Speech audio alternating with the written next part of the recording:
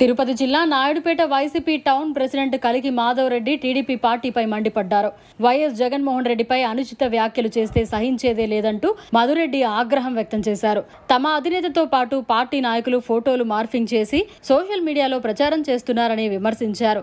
దీనిపై Naidupeta police CI బాబీకి ఫిర్యాదు చేశామని మాధవ్ రెడ్డి తెలిపారు. తమ పార్టీపై జరిగే అసత్య ప్రచారాలను చట్టబద్ధంగా ఎదుర్కొంటామని హెచ్చరించారు.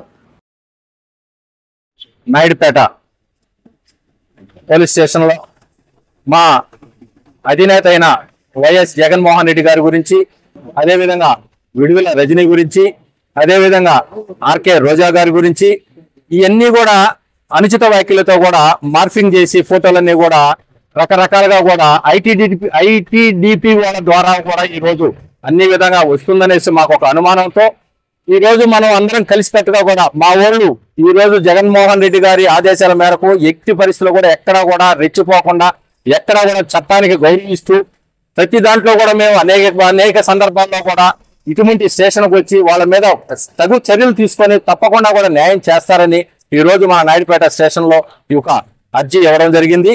ఖచ్చితంగా కూడా దీని మీద కేసు రిజిస్టర్ చేసి దీన్ని ఎవరు పుట్టుపూర్వతారులు ఎవరున్నారు దీని వెనక మొత్తం కూడా దీని మీద కేసు రిజిస్టర్ చేసి న్యాయం చేస్తారని, చట్టాలను మేము ఎప్పుడు గౌరవిస్తున్నామని, చట్టాల ద్వారా కూడా ఎప్పటికైనా కూడా ఇక్కడ మాకు న్యాయం జరగకపోతే ఎస్పీ గారిని కలుస్తాము.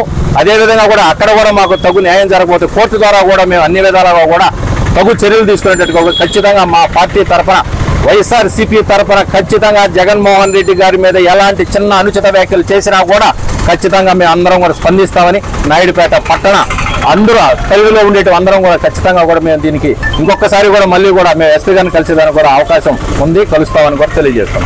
మరిన్ని అప్డేట్స్ కోసం మన HN9 టీవీ ఛానల్ ని సబ్స్క్రైబ్ చేసుకోండి.